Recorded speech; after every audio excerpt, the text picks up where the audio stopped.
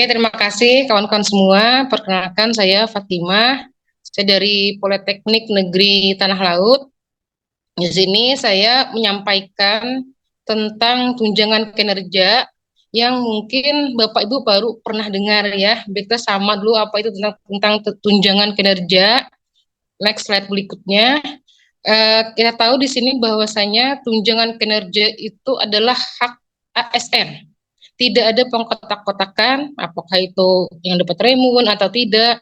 Ini adalah hak yang diundangkan sejak tahun 2014, yaitu Undang-Undang Nomor 5 tahun 2014 pasal 80, di mana menyatakan PNS berhak mendapatkan tunjangan kinerja. Dan kemudian diturunkan dalam peraturan presiden, bukan hanya PNS tapi juga ASN. Kita tahu ASN ya, PNS dan P3K. Nah, di sini amanat pasal 81 itu seharusnya tukin itu diatur dalam peraturan pemerintah sebagaimana gaji pokok PNS itu kan dalam peraturan pemerintah. Yang membedakan itu hanya golongan, masa kerja, golongan. Sedangkan tukin ini diatur dalam peraturan presiden. Dan semua kementerian, lembaga itu punya perpres tersendiri. Lebih dari 30 perpres tukin itu diundangkan ya setelah tadi undang-undang ASN. Sebelumnya, sebelum ada undang-undang ASN, juga ada istilah tunjangan kinerja. Tapi sebelum ada undang-undang itu, ketika menterinya Pak Nuh, itu kita dikecualikan di Perpres 88 tahun 2013. Makanya tahun 2013 ada perjuangan menuntut agar Perpres itu dicabut karena dosen kementerian lain dapat tukin. Sedangkan dosen Kemenak dan kementerian kita, Kemendikbud waktu itu, belum dapat token. Nah, akhirnya kan kalau saya runut, Januari 2014 terbitlah Undang-Undang ASN. Sebenarnya ASN ini secara kehidupan itu layak karena diatur selain gaji pokok PNS, ada juga mereka mendapatkan namanya tunjangan kinerja dan tunjangan kemahalan ya. Tapi sayangnya setelah Undang-Undang ASN tersebut hanya dosen ASN Kemdikti yang tidak mendapatkan haknya.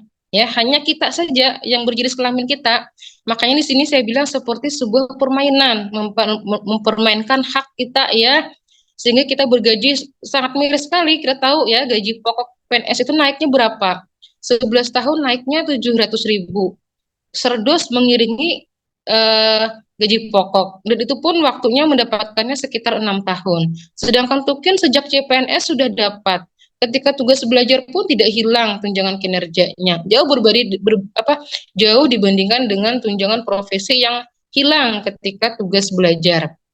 Jadi gaji kita itu selisihnya 4 sampai 14 juta. 4 sampai 14 juta dari CPNS sampai nanti dia menjelang pensiun.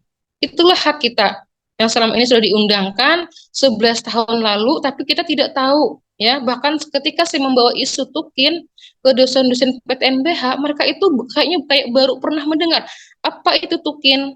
Tukin itu seperti apa? Apakah sama dengan Raymond dan sebagainya ya. Di sini permainan saya bilang sebuah permainan labirin Tukin. Saya menulisnya, mempelajarinya dari Menteri Pak M. Nuh 2013 sampai sekarang. Ternyata perpres yang mengecualikan kita dapat tukin itu kita berada di menterinya Pak Nasir, Kemenristek Dikti. Dulu kita tuh pindah-pindah kementerian ya, pindah-pindah kementerian, pindah-pindah nomenklatur tanpa surat mutasi, otomatislah pindah istilahnya kita itu karena dibawa dan sebagainya. Anehnya setelah Pak M. Nuh itu kan seharusnya kan kita berada di menteri kalau kita namanya tetap Kemendikbud ya, Pak Anies Baswedan. Loh, kok ketika perpresnya Pak Anies Baswedan, Tukin dosen itu dapat dengan pasal selisih. Tetapi kita dibawa ke menterinya Pak Nasir, Kemenristek Dikti. Di sana bikinlah juga perpres baru, dosen dikecualikan. Kemudian setelah Pak Nasir, kita kemudian digabung ketika periode kedua Pak Jokowi, kita digabungkan ke Kemendikbud, menterinya Pak Nadiem Makarim. Nah, di Menteri Pak Nadiem ini, dia tidak menggunakan perpresnya di Kemenristek Dikti. Juga begitu juga dengan peraturan menteri permennya. Nah, itu dia tidak menggunakan. Padahal di Perpresnya Kemendikbud itu dosen berhak dapat tukin sebesar sesuai dengan kelas jabatan. Kemudian di sini, nah kita pindah ke Kemendikbud, menterinya Pak Nadiem itu bulan Desember 2019. Terbitnya Permendikbud 49 itulah Desember 2020. Jadi setahun kita berada di Kemendikbud, barulah terbit Permendikbud 49. Nah, Permendikbud 49 ini sebenarnya adalah juknis pembayaran, pelaksanaan teknis pembayaran yang telah diundangkan. Jadi di sini aturan itu sudah lengkap sebenarnya, bukan hanya undang-undang, tapi perpres, peraturan menteri tentang juknis lengkap, tapi hak kita tidak dibayarkan selama 5 tahun sejak kita bergabung ke Kemendikbud ya, sampai-sampai undang-undang AS itu dicabut. Nah sekarang ada nggak tukin itu lagi kalimatnya di undang-undang tahun 2023?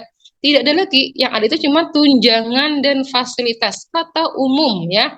Kalau dulu kata khusus, tunjangan kinerja, sekarang hanya tunjangan. Tetapi masa inilah kita berjuang. Semua dosen kementerian lainnya, karena semuanya dapat tukin, ketika undang-undang ASN-nya berubah, mereka tetap dapat tukin komponennya. Nah kita ini karena nggak pernah dapat tukin, nggak pernah tahu, nggak pernah belajar, itu bukan berarti kita bodoh ya, tetapi karena kita itu percaya bahwasanya pemimpin itu akan berlaku adil, akan menjalankan peraturan dengan seadil-adilnya. Karena itu adalah sumpah jabatan dan janji seorang pemimpin ketika diangkat menjadi pemimpin, dia akan berlaku adil sesuai dengan peraturan perundang-undangan yang berlaku. Nyatanya di sini Permendikbud 49 2020 yang diundangkan ketika bulan Desember 2020 dengan lantang itu hak tukin dosen ada, tetapi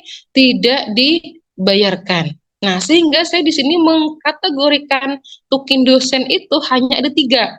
Walaupun jumlahnya 30-an lebih, sesuai dengan jumlah kementerian dan lembaga, hanya ada 3 kategori. Dan 3 kategori itu selalu merujuk pada keadaan dosen. Pertama, dosen dikecualikan. Tadi yang saya ulangi ketika menterinya Pak Nasir. Kedua, hak tukin dosen adalah selisih. Selisih antara tukin dan juga tunjangan serdos. Jadi hanya dianggap aja kalau tukin dibayarkan serdosnya hilang. Karena selisih kan? Karena selisih, maka hilanglah serdosnya, yang dapat adalah tukinnya saja lagi. Kemudian yang ketiga, hak tukin dan serdos itu masing-masing dibayarkan. Serdos ini adalah turunan dari Undang-Undang Guru dan Dosen. Sedangkan tukin adalah turunan dari Undang-Undang ASN ya. Jadi kita ini ya diperjalankan itu, takdir kita ini hanya berada di 2 perpres. Perpresnya mengecualikan dosen zaman Pak Nasir dan perpres yang mendapatkan pasal full tukin tadi. Bahkan pasal full ini diturunkan dalam peraturan menteri, juknis pembayaran itu, peraturan menteri 49 2020 itu. Kita berhak dapat sebesar kelas jabatan, bukan pasal selisih, tapi tidak mau dibayarkan. Hak kita 5 tahun ini, walaupun ditagih-tagih nggak mau dibayar ya. Nah inilah hak kita tadi. Kemudian ini di tabel itu masih saya tulis 0. Bayangkan ini tukin kita ini setara dengan karena masih 80% ya, setara dengan dosen Kementerian Perindustrian itu sama nilainya. Sedangkan sekarang ini kan tukin udah naikkan mereka ya, kayak PUPR udah 100%, terus lebih besar lagi. Sangat perbedaan itu sangat tinggi karena tukin ini porsinya bisa sampai 4 kali lipat dari gaji pokok PNS ya, sehingga terjadi kesenjangan yang sangat tinggi. Bahkan dosen PNS itu lebih rendah dari UMR. Ada yang bergaji 2 juta, ada yang bahkan 1,49 juta. Awalnya saya nggak percaya, aku ada dosen PNS gajinya 1,49. Ternyata benar, mereka yang sekolah ke luar negeri itu yang masih bujang atau juga sudah berkeluarga tapi tidak menanggung keluarga dianggap bujang, 1,49 juta. Padahal kalau ASN itu dia sedang tugas belajar, walaupun hilang tunjangan profesi, tukin tetap dapat ya. Jadi masih bisalah kita hidup layak Tapi kalau tukin ini hilang, sedos hilang, semuanya hilang, tinggallah gaji pokok PNS. Oke, lanjut. Nah, kemudian slide-nya lanjut. Nah, ini tentang kenapa saya penting menyampaikan ini. Ini adalah pasal ketika kita anggap aja pasal kemerdekaan. Seperti dengan lantangnya Pak Insinyur Soekarno ketika 17 Agustus 1945 itu menyatakan kemerdekaannya. Ini adalah pernyataan lantang oleh Menteri Pak Nadiem Makarim, pasal 44A, pasal 44B di sana, di mana dia menyatakan bahwasanya dosen itu pegawai yang dulu di Kemenristek-Dikti yang beralih menjadi pegawai Kemendikbud itu harus mengikuti aturan yang ada di mana? Aturan yang ada di Permendikbud 49 2020, ya. Karena kita harus mengikuti, kita wajib berpedoman di sana. 40 pasal 44B itu adalah pencabutan pasal peraturan menteri yang tadi kita bilang saya anggap zolim, ya, karena mengecualikan dosen. Dia mencabut Permenristek Dikti nomor 14 tahun 2019. Apa bunyi Pak Permenristek Dikti 14 2019? Sudah peraturan menteri yang mengecualikan dosen, turunan dari Perpres, ya. Nah, ketika dia mengundangkan inilah adalah pasal-pasal kemerdekaan, hak kita tukin dosen itu dapat. Kalau alasan kemarin Prof. Togar tentang nomenklatur, ini adalah jawaban bentahan tentang nomenklatur yang diundangkan sendiri tentang nomenklatur. Pegawai Ristek harus mengikuti aturan yang ada di Kemendikbud. Jelas-jelas di sini. Kemudian dia mencabut tentang peraturan menteri yang tadi di zamannya Pak Nasir. Jadi kita sejak terbitnya itu, maka hak dosen itu sama dengan pegawai lainnya, mendapatkan tukin sebesar kelas jabatan. Tetapi hak itu tidak kita dapatkan sampai sekarang. Jadi kita ini bukan menentang pemerintah, tidak sama sekali menentang. Apalagi sampai kita melakukan perlawanan, tapi ini adalah aturan yang telah mereka undangkan dengan sadar, tanpa paksaan. Seandainya waktu itu pemerintah tetap menginginkan dosen tidak dapat tukin, maka dengan mudah nanti ada pasal tentang pengecualian. Tetapi itu tidak ada. Jadi kita memang benar-benar dapat hak kita itu di Permendikbud 49 2020. Dan Permen 49 ini masih berlaku untuk pembayaran tukin semua pegawai di Kemendikbud. Walaupun sekarang sudah berubah jadi Kemendiktisaintek, ya. Jadi ketika peralihan nomenklatur itu Pak Prabowo mengeluarkan Perpres. Jadi sepanjang belum dicabut walaupun berubah nomenklatur, maka aturan lama itu masih berlaku sepanjang tidak dicabut. Contohnya dulu, ya, kita waktu itu dulu waktunya di Ristek Dikti Pak Nasir. Kemudian kita dipisah menjadi pegawai BRIN, ya, pegawai BRIN dan pegawai Kemendikbud. Dosen masuk ke Kemendikbud, peneliti banyak masuk di BRIN. Nah, di BRIN itu Perpres dicabutnya baru tahun 2022. Padahal kita pisahnya itu 2019, ya. Jadi selama 2-3 tahun itu dia masih menggunakan Perpresnya Ristek Dikti, tidak masalah. Sepanjang belum dicabut, tidak akan berubah, ya. Ini juga sama, perubahan nomenklatur tidak akan merubah. Jadi pernyataan Prof. Togar itu tidak beralasan sekali, itu jelas-jelas, ya. Bahkan di sini pasal 44A dan 44B itu adalah pasal tentang nomenklatur tadi. Oke, lanjut. Berikutnya, ini terbitlah Kepmen yang kita kemarin heboh, ya. Kepmen 447 garis miring P garis miring 2024. Asal mula terbitnya Kepmen ini, saya bulan 7 September itu melayangkan surat keberatan kepada menteri atas nama pribadi saya satu orang. Sebelum September saya melayangkan dulu namanya surat pemberitahuan telahan saya yang sekitar 19 halaman itu yang menyatakan hak tukin dosen itu diabaikan, ya, sejak terbitnya Permendikbud 49 2020. Nah, karena nggak dijawab, waktu itu saya akhirnya melapor ke Ombudsman. Sampai sekarang Ombudsman belum memberikan hasil bagaimana tentang permasalahan ini. Kepmen 447 ini tadi kan tanggal 7 September saya melayangkan surat keberatan. Kemudian saya minta jawabannya apa. Tanggal 19 September saya audiensi dengan waktu itu Direktur Sumber Daya Pak Lukman dan Dirjen Dikti Pak Abdul Haris. Sekaligus menanyakan bagaimana kabar surat keberatan saya. Jawabannya bagaimana? Waktu itu belum selesai dijawab. Nah, 1 Oktober dijawablah surat keberatan saya. Isinya apa? Sedang dilakukan proses harmonisasi. Padahal tidak sesuai sebenarnya dengan apa yang saya tulis dalam surat keberatan. Karena surat keberatan itu saya meminta menteri harus memasukkan kelas jabatan dosen ke dalam keputusan menteri. Karena keputusan menteri ini terakhir untuk pembayaran. Jadi setelah peraturan menteri, itu kan juknis ya, kelas jabatan dosen harus dimasukkan dalam keputusan menteri.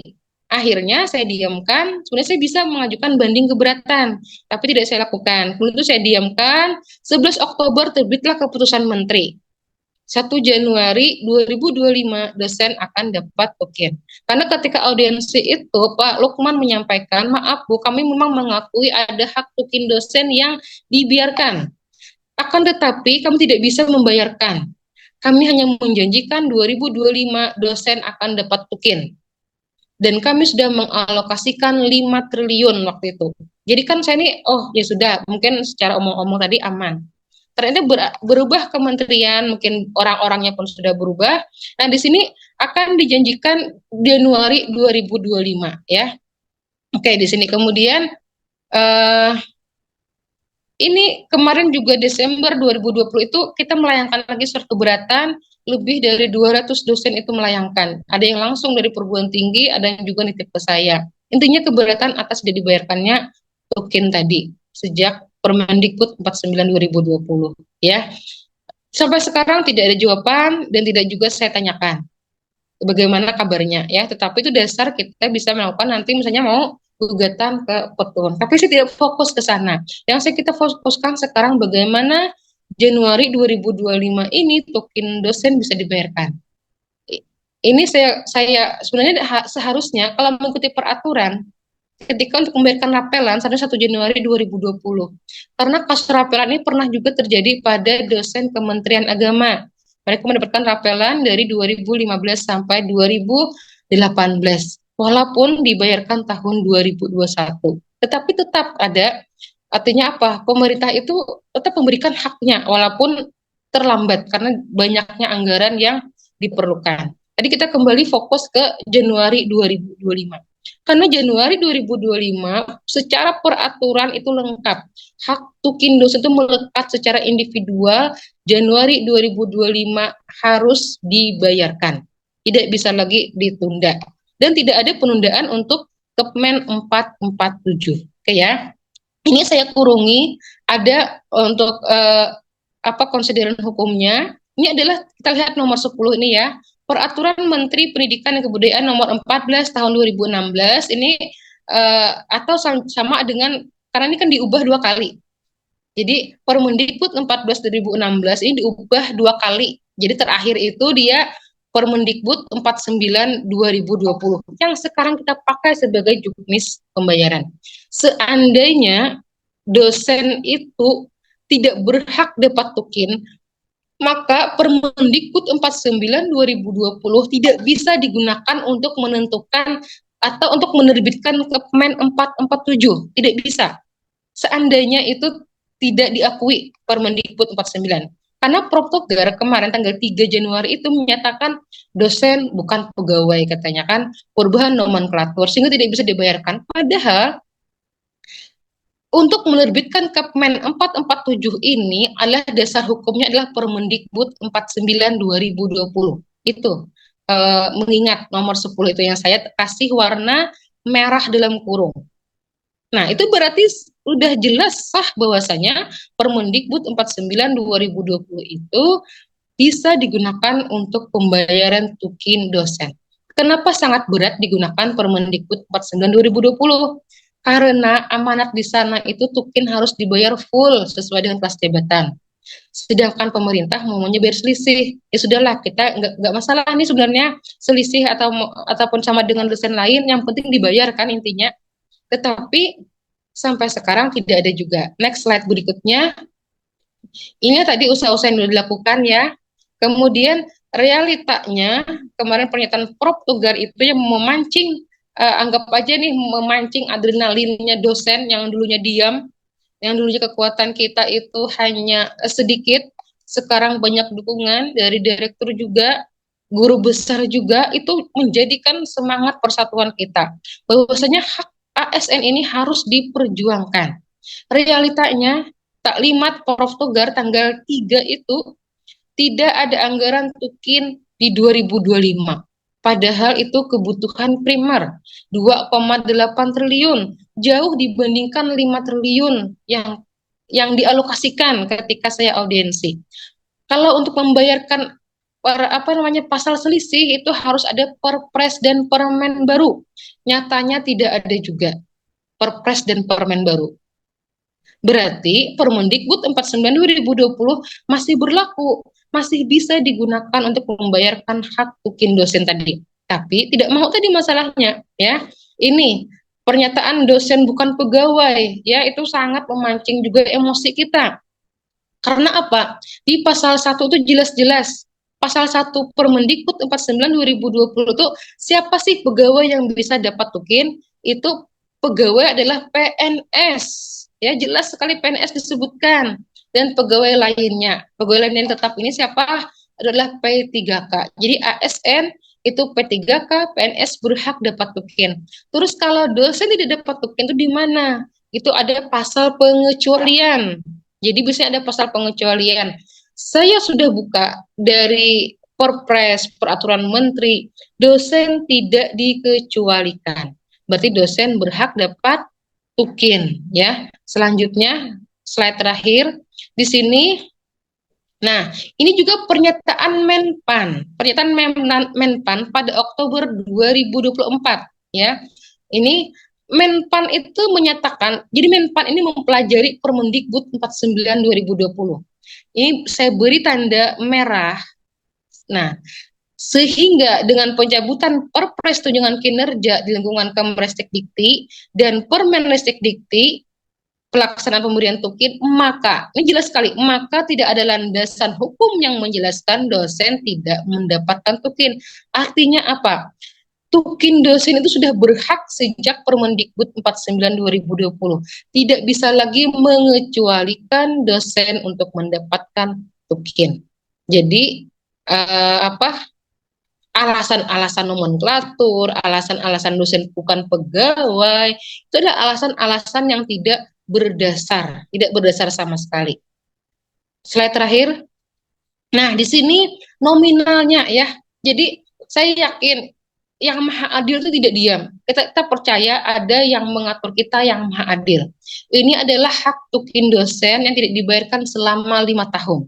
Kenapa besar? Karena pasalnya full, bukan pasal selisih. Jika dihitung, kita ini kan sejak Undang-Undang 2014 itu 11 tahun. Sejak tidak dibayarkan secara peraturan sudah lengkap adalah 5 tahun.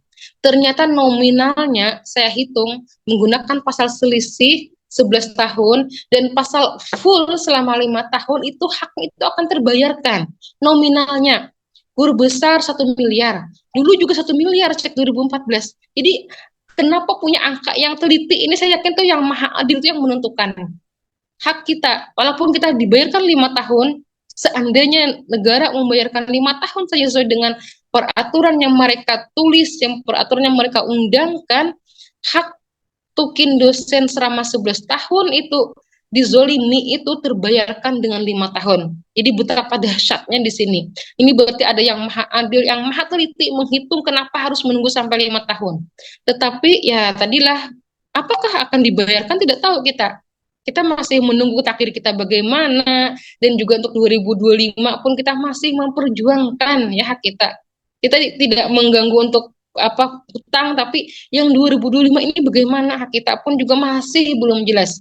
Anggaran tidak ada, itulah utamanya juga. Apakah dosen jadi beban? Menurut saya tidak ya. Ini saya menghitung nih, Jumlah ASN pusat itu 1 juta orangnya. Yang dapat tukin itu bukan hanya ASN, tapi juga pejabat kementerian, pejabat negara, lembaga itu dapat tukin, bukan hanya ASN. Jumlah dosen berapa? 10%. Tersebar di seluruh kementerian dan lembaga. Estimasi dosen Kemdikti ini 6%. Saya estimasikan ya. Karena dosen Kemdikti ini paling banyak. Tidak menemukan data pastinya berapa jumlah dosen ASN Kemdikti. Yang saya temukan data hanyalah jumlah dosen ASN. Karena dosen adalah pegawai pusat. Yang jumlah tadi 100 ribuan. Kalau jumlah ASN semuanya kan sekitar 4 jutaan ya. Nah, ASN pusat itu sekitar 1 juta. 10% saja jumlah dosen. Kemudian jumlah dosen Kemdikti saya hitung mungkin sekitar 6%. Artinya jauh sekali. Sedangkan anggaran tukin itu, ini kan dengan gaji ya. Kalau tukinnya sendiri saya memperkirakan sekitar 70-an atau 80 triliun. Sedangkan estimasi tukin dosen itu 2 sampai 4 triliun, kurang dari 6%, sangat kecil. Bahkan kan tahun tadi yang diusulkan itu 2,8, artinya jauh di bawah 6%. Kenapa kecil? Karena hanya pasal selisih tadi. Ketika tukin dapat, maka serdus hilang. Anggaran serdus itu akan hilang dengan sendirinya karena tukin yang dibayarkan. Jadi menurut saya tukin dosen itu bukanlah beban APBN, bukan beban APBN sama sekali. Ya, ketika tukin dapat maka serdusnya juga hilang. Ya, di sini uh, untuk hutang negara tentu sangat besar. 5 tahun tadi ya lebih dari 10 triliun kalau mau negara membayarkan. Tapi kita fokus ke depan 2025 yang 2,8 triliun itu bagaimana bisa masuk, apakah dengan cara revisi anggaran dan sebagainya ya. Oke. Itu saja yang dapat saya sampaikan. Saya kembalikan kepada Pak Anta.